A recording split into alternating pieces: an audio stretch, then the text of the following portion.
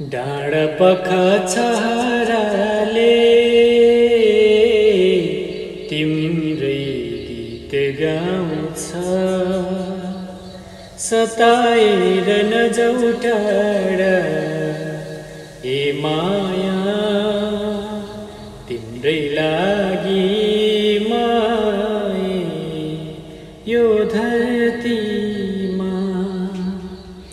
इन्द्रणीको रङ्गमा पनि देख्छु तिम्रै छाया, हिमाल झै सधैँ अटल तिम्रै चोखो माया।